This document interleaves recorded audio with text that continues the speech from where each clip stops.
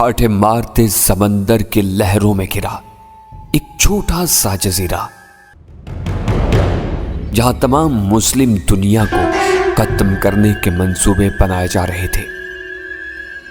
لیکن قدرت بھی اپنے منصوبے بنانے میں لگی ہوئی تھی۔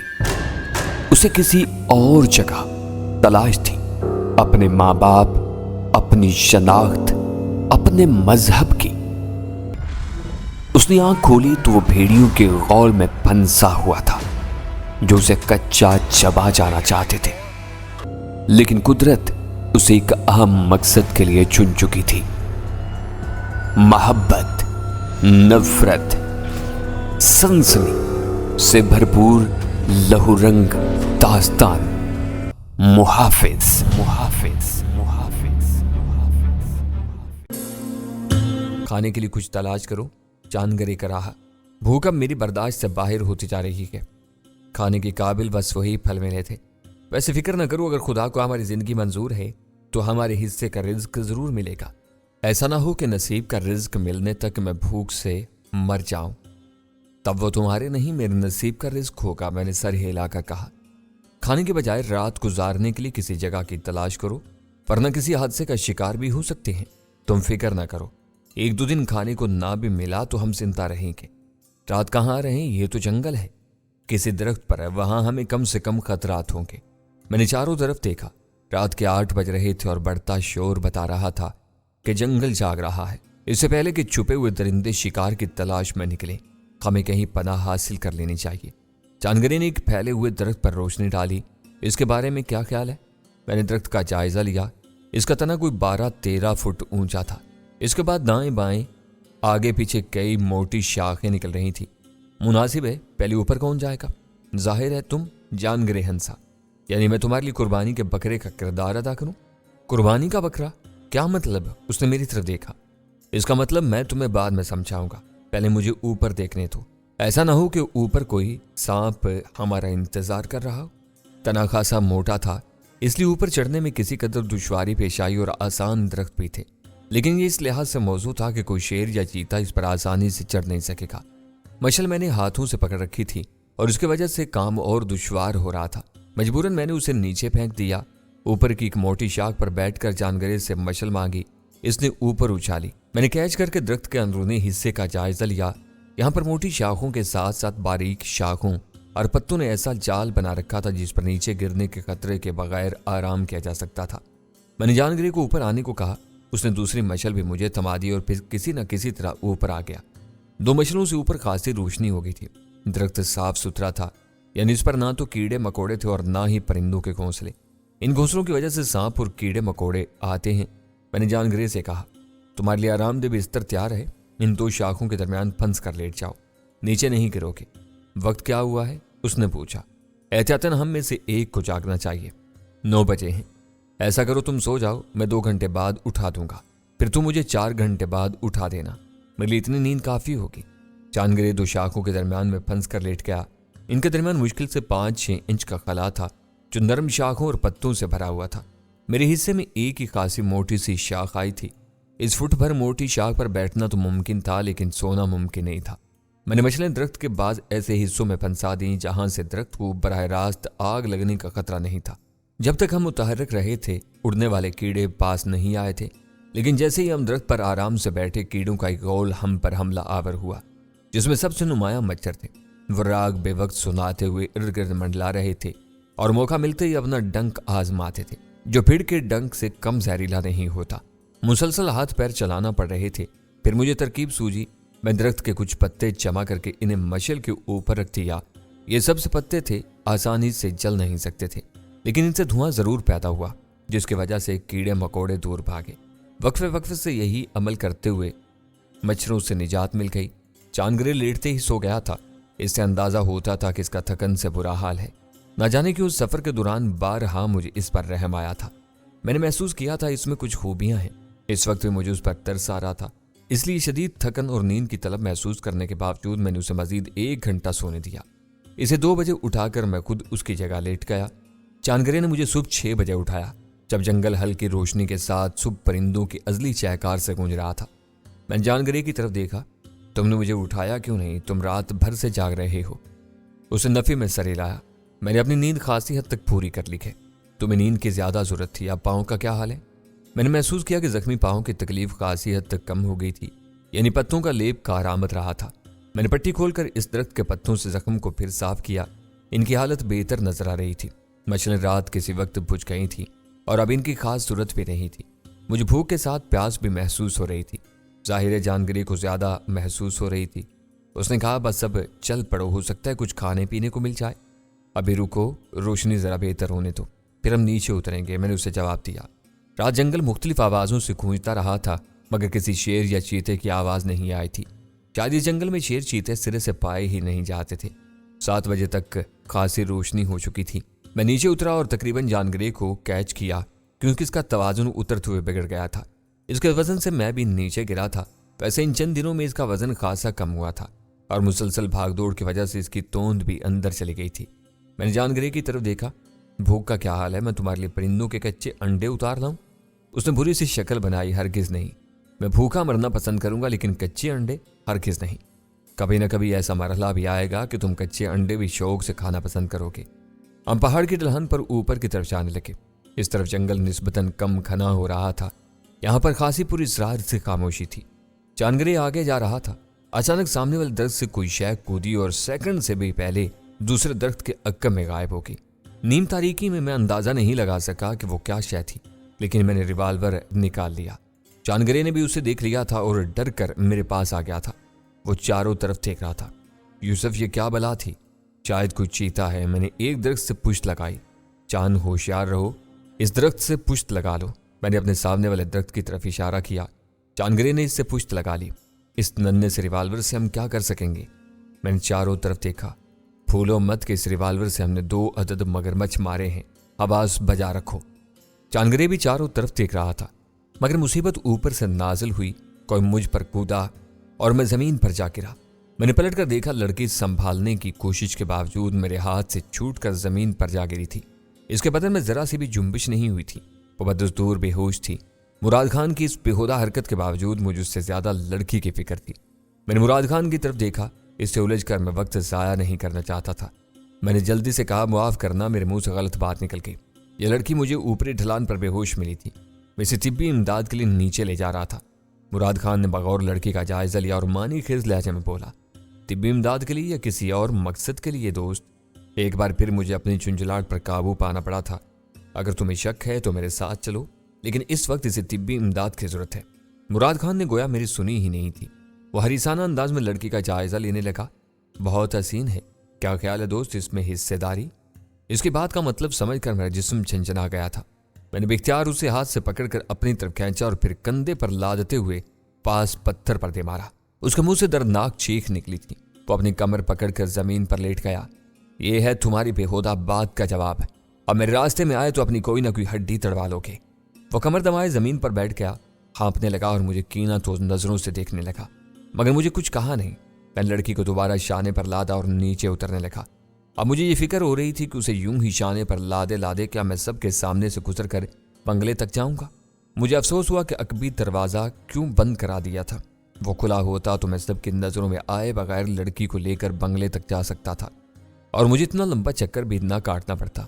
मगर खुशकिस्मती से सड़क तक आते आते मुझे हसन अली नजर आ गया। वो शायद मेरी तलाश में निकला था, क्योंकि मुझे बाहर निकले मुकर्रर वक्त से ज्यादा हो चुका था। हसन अली ने शाने पर लदी लड़की को देख लिया था। वो लपक कर मेरे पास आया। ये कौन है? उसने बरहमी से पूछा। इतनी देर कहाँ लगा थी?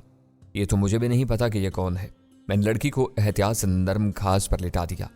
ये मुझे इसी हालत में मिली थी और इसे तिब्बी इमदाद की जरूरत है। लड़की को देखकर हसन अली ने कोई रद्द अमल जाहिर नहीं किया। उसने लड़की की नब्ज देखी। नब्ज जरा बेतरतीब है, लेकिन मेरे ख्याल में खतरे वाली बात नहीं है। ये शायद भूख से बेहोश हुई है। इसे बंगले तक लेकर कैसे जाएं? मुझ में तो अब हिम्मत नहीं है। मैं गाड़ी लेकर आता हूं, तुम इस जगह इंतजार करो। जल्दी आइएगा, पहले ही एक दुम्बे से टकराव हो चुका है। इस वादी के रहने वाले नहायत वाहियात लोग हैं। मैंने कहा तो हसन अली सर हिलाता हुआ चला गया। 10 मिनट बाद वो अपनी हुंडा कार में वापस आया। मैंने लड़की को अकबी नशिस्त पर लिटाया और खुद हसन अली के बराबर में आ बैठा। उसने कार आगे बढ़ा दी। स्याह शीशों की वजह से लड़की किसी की नजर में नहीं आ सकती थी। हसन अली ने दरियाफ्त किया, बरखुदार क्या मसला है? तुम जहां जाते हो कोई ना कोई मुसीबत ज़दा लड़की मिल जाती है। بس یہ خدا کی دین ہے، میں نے انکساری سے کہا۔ خادم کا اس میں کوئی قصور نہیں ہے، میں تو صرف چوٹی تک جانے کا تہیہ کر بیٹھا تھا، مجھے کیا معلوم تھا کہ قدرت کی کوئی ٹرافی وہاں میری منتظر ہے۔ حسن علی نے مجھے گھورا۔ بہت شوق ہو رہے ہو، کاجل کو پتہ چل گیا نا تو؟ میں بالکل بھی شوق نہیں ہو رہا، میں نے گڑبڑا کر کہا۔ حسن علی نے مجھ سے پوچھا کہ لڑکی کس جگہ سے ملی ہے۔ جب میں نے اسے تفصیل سے بتایا تو وہ سوچ میں پڑ گیا۔ گل خان نے ہمیں دیکھتے ہی دروازہ کھول دیا تھا۔ حسن علی نے چوکیدار پر عدم اعتماد کا اظہار کر کے اسے برطرف کر دیا تھا۔ اب یہ ذمہ داری گل خان کے سپرد تھی۔ کار رکتے ہی میں اترا، اکبر دروازہ کھولا، لڑکی کو اٹھایا اور اندر نشستگاہ میں لے آیا۔ حسن علی اپنے کمرے کی طرف گیا، واپس آیا تو اس کے ہاتھ میں میڈیکل باکس تھا۔ اس نے ڈی سیٹل قسم کے آلے کی مدد سے لڑکی کا بلڈ پریشر اور نبض چیک کی، پھر ڈرپ لگانے کی تیاری کرنے لگا۔ موم کہاں ہے؟ تمہاری والدہ اپنے کمرے میں ہیں۔ اس نے سوئی بے ہوش لڑکی کے بازو کے رگ میں اتار دی اور ڈرپ پردے کی ریلنگ سے لٹکا دی۔ پھر اس نے ڈرپ کی تھیلی میں 2-3 انجیکشن اتارے۔ اس کے جسم میں پانی کی بھی کمی ہے، 1 کپ پانی میں 2 بڑے چمچ گلوکوز کھول کر لے آؤ اور قطرہ قطرہ اس کے منہ میں ٹپکاتے رہو۔ میں نے حکم کی تعمیل کی۔ حسن علی اپنا میڈیکل باکس سمیٹ کر واپس چلا گیا۔ لڑکی کا چہرہ زرد ہو رہا تھا اور اس کے ہونٹ بالکل خشک ہو رہے تھے۔ جب میں نے چھوٹے چمچ کی مدد سے اس کے ادھ کھلے لبوں میں پانی ٹپکانا شروع کیا تو وہ بے چینی سے پانی چوسنے لگی۔ چند منٹ میں کپ خالی ہو گیا۔ میں نے سوچا کہ اور پانی لاؤں، مگر پھر یہ سوچ کر رک گیا کہ نہ جانے مزید پانی اس کے لیے نقصان دینا ہو۔ حسن علی سے پوچھے بغیر اسے مزید پانی دینا مناسب نہیں تھا۔ پھر اس سے ڈرپ بھی لگی ہوئی تھی، پانی کی کمی یوں بھی پوری ہو رہی تھی۔ جیسے جیسے ڈرپ کی گلوکوز اس میں ملی، دوا اس کے رگوں میں اتر رہی تھی، اس کے زرد چہرے پر گلابیت آتی جا رہی تھی۔ میں نے انٹرکام پر چھوٹا خان سے اپنے لیے کافی طلب کی اور وقت گزارنے کے لیے گزشتہ روز کے اخبار کا مطالعہ کرنے لگا۔ یہاں پر راولپنڈی سے شائع ہونے والے اخبار 12 گھنٹے کی تاخیر سے آتے تھے۔ لڑکی نے 2 گھنٹے بعد جنبش کی، اس کے لبوں سے قرار نکلی تھی۔ میں اس کے پاس آیا، اسے ہوش آ رہا تھا۔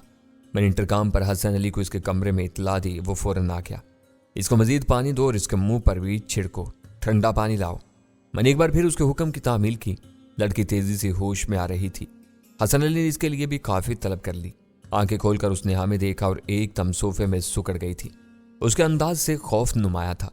میں نے اسے تسلی دینے کے انداز میں ہاتھ بڑھایا تو وہ چیخنے لگی۔ میں گھبرا کر پیچھے ہو گیا۔ استاد محترم، یہ تو الارم بجاتی ہے۔ حسن علی غور سے اس کے الفاظ سن رہا تھا۔ وہ جس زبان میں بات کر رہی تھی وہ میرے لیے مکمل طور پر اجنبی تھی۔ البتہ حسن علی کے تاثرات سے لگ رہا تھا کہ وہ زبان سے کسی حد تک واقف ہے۔ میرا اندازہ درست نکلا۔ حسن علی نے میری طرف دیکھا۔ یہ کوہستانی زبان سے ملتی جلتی کوئی زبان بول رہی ہے۔ غالباً یہ گلگت یا بلتستان کی رہنے والی ہے۔ گلگت یا بلتستان، وہ تو یہاں سے خاصا دور ہے۔ میں نے غور کیا۔ اس لڑکی کا لباس بھی اس علاقے کا ہے، حسن علی نے کہا، اور پھر اس لڑکی سے مخاطب ہو کر اس جیسی زبان میں کچھ کہا۔ لڑکی جو چپ ہو گئی تھی دوبارہ اس زبان میں چیخنے لگی۔ میں نے کانوں پر ہاتھ رکھ لیے۔ خدا کے لیے اسے چپ کرائیں استاد محترم، لڑکیوں کی ایسی آواز میرے اعصاب پر برا اثر ڈالتی ہے۔ ظاہر ہے کیونکہ تمہارے اعصاب پر صرف لڑکیاں سوار رہتی ہیں اور تم یہ بھول جاتے ہو کہ تمہاری ایکسرسائز کا وقت ہو گیا ہے۔ سوری، میں شرمندہ ہوا، میں واقعی بھول گیا تھا۔ میں لباس بدل کر نیچے جمنازیم میں آ گیا۔ 1 گھنٹے کی سخت جسمانی ورزش کے بعد میں نے آدھا گھنٹہ تیراکی کی، پھر اوپر آ کر شاور لیا۔ لباس بدل کر نیچے آیا تو چھوٹا خان ڈنر کی تیاریوں میں مصروف تھا اور آج وہ میرے لیے چائنیز بنا رہا تھا۔ اس نے سوپ کا پیالہ ٹرے میں رکھا اور لے جانے لگا۔ میں نے پوچھا تو وہ بولا، اور ایک پیارا سا لڑکی ہے، اس کا واسطے لے جاتا ہے، لے جاؤ اور واپس آ کر مجھے چائے دو۔ ابھی آئی۔ چھوٹا خان چلا گیا۔ میں کچن کے اکبی دروازے سے لان میں نکل آیا۔ جون کا مہینہ ہونے کے باوجود اس علاقے میں سورج ڈوبتے ہی ہلکی سی خنکی ہو جاتی تھی اور رات کے وقت بارش ہو جائے تو سردی اتنی شدید ہو جاتی تھی کہ آتش دان جلانے پڑتے تھے، ورنہ ہلکے سے کمبل میں گزارا ہو جاتا تھا۔ سورج مغرب کی طرف جھک چکا تھا اور فضا خوشگوار حد تک سرد ہو رہی تھی۔ کچھ دیر میں چھوٹا خان نے چائے لا کر رکھ دی۔ ابھی میں نے پہلا سپ لیا ہی تھا کہ مین گیٹ کی جانب سے کئی افراد کے تیز تیز بولنے کی آواز آنے لگی۔ میں جلدی سے اس کی طرف لپکا۔ گل خان نیم کھلے چھوٹے دروازے کے پاس کچھ لوگوں سے الجھ رہا تھا۔ میں نے مراد خان کی آواز سنی، لڑکی اس بنگلے میں ہے، اسے ہمارے حوالے کرو۔ میں باہر نکل آیا۔ کس لڑکی کا ذکر ہو رہا ہے؟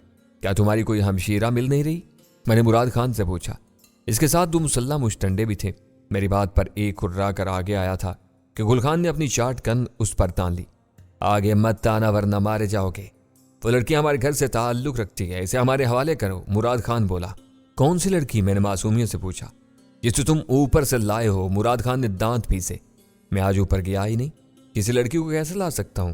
تم نے کوئی خواب دیکھا ہوگا، میں نے خلوص سے کہا۔ اب جاؤ شاباش، ہمارے ہاں بن بلائے مہمانوں کو خوش آمدید کہنے کا رواج نہیں ہے۔ گلخانی نے عزت سے رخصت کر کے دروازہ بند کر لینا۔ میں کہہ کر اندر آ گیا۔ عقب سے مراد خان کو گھرانے کی آواز آئی، یوسف میں تجھے دیکھ لوں گا۔ یہ مصیبت اور گلے پڑ رہی کہ میں نے سوچا میری زندگی میں جمشید پیلس سے نکلنے کے بعد چین و قرار کم ہی رہ گیا تھا۔ اندر آ کر میں نے حسن علی کو بتایا۔ اس نے جواب دیا، تم نے بالکل ٹھیک کیا، میرا خیال ہے لڑکی اور اس کے ساتھیوں پر انہی خاندانی بدماشوں نے حملہ کیا تھا۔ آپ کو کیسے پتا چلا؟ لڑکی نے بتایا تھا۔ حسن علی نے سر ہلا۔ میرا اندازہ درست نکلا تھا۔ اس کا تعلق بلتستان کے ایک دور دراز خطے سے تھا۔ یہ اپنے قبیلے کے بعد ساتھیوں کے ہمراہ اس علاقے سے گزر رہی تھی کن پر حملہ ہوا۔ لڑکی کے 2 ساتھی اس کی نگاہوں کے سامنے مارے گئے تھے۔ جان بچانے کے لیے وہ بھاگی اور ایک پہاڑی میں چھپ گئی۔ 3 دن وہ بھوکی پیاسی وہاں چھپی رہی اور آج صبح نکلی اور اس جگہ آ کر بے ہوش ہو گئی جہاں سے تمہیں ملی تھی۔ اس نے حملہ آوروں کا حلیہ بتایا ہے۔ اس سے لگتا ہے وہ مقامی لوگ ہی ہیں۔ میں نے نفی میں سر ہلایا۔ مراد خان مجھے اتفاقاً مل گیا تھا۔ وہ ایک مقامی اوباش خانزادہ ہے جو بلا وجہ اپنی بدماشی چھاڑتا پھرتا ہے۔ وہ لڑکی کو دیکھ کر چونکا نہیں تھا، البتہ اس کی رال ضرور ٹپک گئی تھی۔ ممکن ہے بہرحال اب مسئلہ ہوگا۔ یہ لوگ اتنی آسانی سے اور شرافت کی زبان سمجھنے والے لوگ نہیں ہیں۔ اگر کوئی حرکت کی تو آپ ہی بھگتیں گے، میں نے بے پرواہی سے کہا۔ بہرحال یہ بتائیں کہ اس لڑکی کا کیا کرنا ہے؟ یہ بات تمہیں اسے یہاں لانے سے پہلے سوچنا چاہیے تھی، حسن علی نے سرد لہجے میں کہا اور نشست گاہ سے نکل گیا۔ مجھے طیش آنے لگا اور میں اس کے پیچھے لپکا۔ استاد محترم، کیا میں اسے وہیں چھوڑا تھا؟ اسے کوئی 2 پایا یا 4 پایا درندہ بھمبوڑ کھاتا؟ حسن علی رکا۔ اس نے نرمی سے کہا، میرا یہ مطلب نہیں ہے، لیکن فی الوقت حالات اچھے نہیں ہیں۔ ابھی ہم ارشد باللہ کے خطرے سے نہیں نکلے ہیں جناب۔ میں نے یہ آفت خود نہیں مول لی، مل گئی تھی مجھے، اس لیے آپ مجھ سے خفا ہیں تو میں باخوشی سے وہیں پھینک کر آنے کے لیے تیار ہوں۔ احمقانہ باتیں مت کرو، حسن علی نے چھڑکا۔ میرا یہ مطلب نہیں تھا۔ بہرحال اب ہوشیار رہو، میں اس دوران میں کوئی بندوبست کرتا ہوں۔ اس لڑکی کو شاید مقامی انتظامیہ کے حوالے کرنا پڑے۔ اس مسئلے کا اس سے بہتر کوئی حل نہیں ہے۔ اس سے بہتر آپ اسے مراد خان کے حوالے کرتے ہیں۔ کیا آپ کو یقین ہے کہ انتظامیہ کام سے لڑکی کے معاملے کو اہمیت دے گی؟ کیا کوئی اس کے بیان پر یقین کرے گا؟ میں 100% یقین سے کہتا ہوں کہ اس لڑکی کو دارالامان بھیج دیا جائے گا، جہاں بالآخر اسے غلط راہوں پر چلنے پر مجبور کر دیا جائے گا۔ تو برخودار تم چاہتے ہو کہ ہم اسے اس کے قبیلے تک چھوڑنے جائیں؟ حسن علی نے ملائمت سے کہا۔ اس کے بارے میں جو بھی فیصلہ کریں اس کے تحفظ کو یقینی بناتے ہوئے کریں، میں نے سنجیدگی سے جواب دیا۔ آگے آپ کی مرضی، میں بھی آپ کے انڈر ہوں۔ حسن علی نے گہری سانس لی۔ اتنی برخوداری بھی اچھی نہیں ہوتی۔ بہرحال میں اس لڑکی کے بارے میں ماپارا سے بھی مشورہ کرتا ہوں۔ وہ اس کے پاس ہے، ماپارا کے پاس وہ خود کو محفوظ سمجھتی ہے، ورنہ میرے سامنے تو وہ لرز رہی تھی۔ وہ جن حالات سے گزری ہے ان میں اس کا خوف زدہ ہونا فطری ہے۔ بہرحال اب میرے لیے کیا حکم ہے؟ یوسف، تم تعلیم پر توجہ دو۔ پچھلے چند ہفتوں میں تمہارا بہت نقصان ہوا ہے۔ اب گرمیوں میں اسکول بند ہونے سے پہلے تمہیں خود کو خاصا ریکور کرنا پڑے گا۔ ماپارا کے پاس پرنسپل کا فون آیا تھا۔ اس نے انہیں بتا دیا ہے کہ تم کس چکر میں پھنس گئے تھے۔ میں پوری توجہ دوں گا، میں نے سر جھکا کر کہا۔ اس رات کھانے کے بعد میں خاصی دیر تک پڑھتا رہا۔ اسکول کی نصابی تعلیم آسان نہیں تھی، لیکن حالات نے مجھے اپنی عمر سے زیادہ میچور بنا دیا تھا، اس لیے تعلیمی نصاب بھی مجھے آسان لگتا تھا۔ صبح سے اسکول جانے کا آغاز ہو گیا۔ لڑکی جس نے اپنا نام ایمن بتایا تھا مہاپارا کے کمرے میں تھی اور وہ اتنی خوفزدہ تھی کہ وہاں سے نکلنے پر آمادہ نہیں تھی۔ ابتدائی دلچسپی کے بعد اب اس میں کوئی کشش محسوس نہیں ہو رہی تھی، اس لیے میں اسے بھلا کر اپنے معمولات میں مگن ہو گیا۔ اسکول میں ٹیچرز نے مجھے وہ ٹیسٹ دیے جو میری غیر حاضری کے دوران میں لیے گئے تھے۔ ان کے لیے مجھے تیاری کا وقت دیا گیا تھا۔ اگلا 1 ہفتہ اتنا مصروف گزرا تھا کہ مجھے سر کھجانے کی فرصت بھی نہیں مل رہی تھی۔ صبح کے معمولات سے فارغ ہو کر سکول چاہتا، جہاں اضافی کلاسز کی وجہ سے میری واپسی 3 بجے تک ہوا کرتی۔ دوپہر کا ہلکا سا کھانا کھا کر ایکسرسائز میں لگ جاتا۔